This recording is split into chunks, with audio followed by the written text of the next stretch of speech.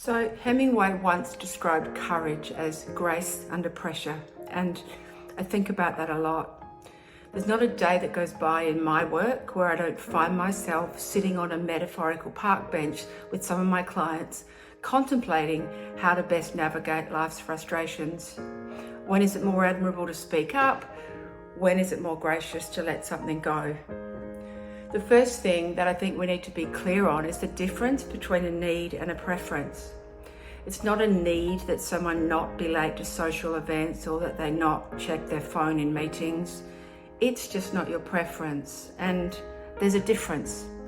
If we think about the likelihood that the world will align with our preferences, it's actually pretty low. In fact, we should be surprised when they do.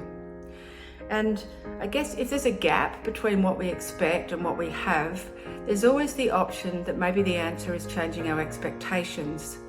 I mean, unless there is harm or it's something below the line, not everything around us needs to be changed or attached to.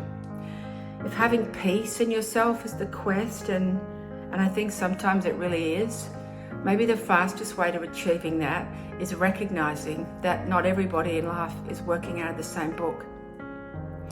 If it stays tough, like in a situation with a work colleague or a relationship, and you can't detach from it, then sometimes compassion is the next task.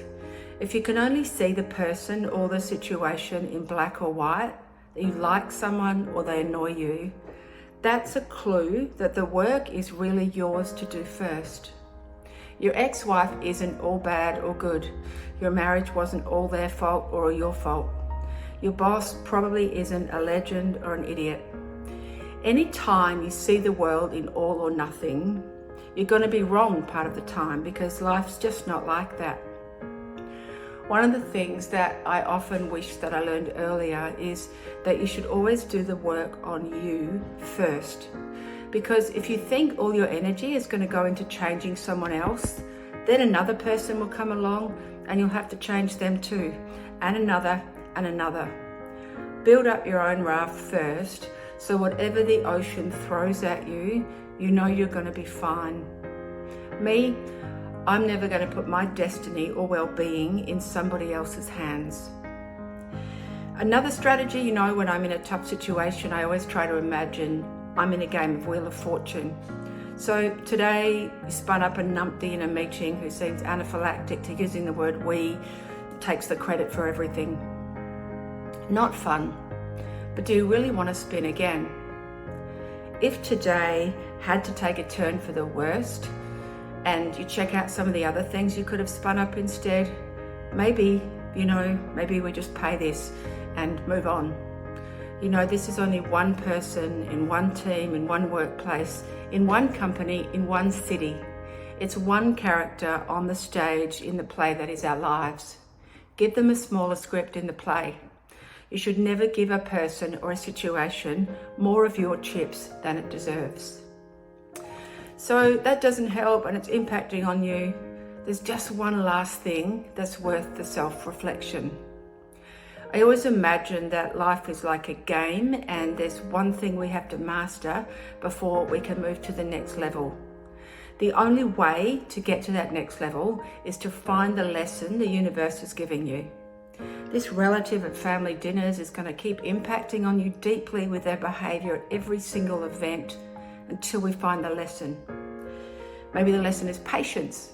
Maybe the lesson is not sweating the small stuff. Maybe you'd never allow yourself to be as direct in your opinions, and that is really the trigger when somebody else is. So, okay, if you do all the work on you and seeing what you can reframe isn't cutting it, maybe it's important to say something. People agonize over difficult conversations. I mean, conversations are so much more feared and maligned than they should be. There are two humans trying to turn on little lamps to make sense of the picture. That's all. And by the way, we're calling them difficult when we should actually be calling them uncertain, not difficult. We don't know that these conversations are bad or difficult. Anxiety is not a sign to avoid dealing with them. Anxiety is really just uncertainty tolerance. Don't conclude that it's hard or a catastrophe or lose sleep over something just because it's uncertain. And the thing is, you don't even fear the conversation or even the other person. When you think about fear, it's not likely that the person's going to stand up in meeting room 1 and take a ninja karate pose at you. The actual fear is that you will have emotions that are hard to sit with afterwards. You fear a feeling in your gut that you upset someone, or you fear what it would be like going into the next project with them if this doesn't go well. You don't fear the person or the conversation, you fear being uncomfortable. So we're already in an uncomfortable situation, and so let's stop ruminating now about finding a solution that isn't hard. That ship has sailed. Stop looking for it not to be hard. The choice now is how to choose the hard that gets you in a better situation tomorrow than you are in today.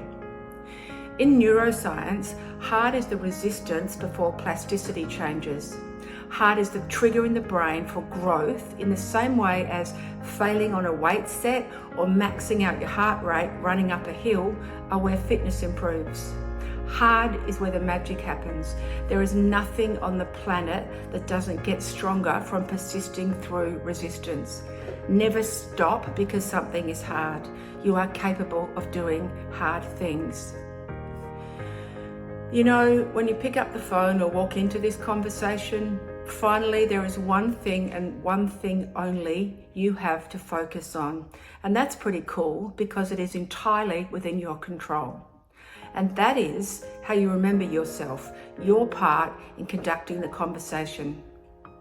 You don't control what their reaction is. You can't even understand how they've become who they are today or what level of vulnerability they have the bandwidth to be open to. You can only hope that in the worst case scenario, you come out of this with one problem and not two. One, that they're not motivated to work with you on a solution, and not two, that you're also regretful of how you handled yourself. There is no discomfort greater than living with your own regret about how you handled yourself. So don't try to control the outcome, try to control how well you represent yourself. The director has let you write this scene and not the ending of the entire play, and that's okay. Now, go have the conversation, whether it's with yourself or others, that you're going to be proud of.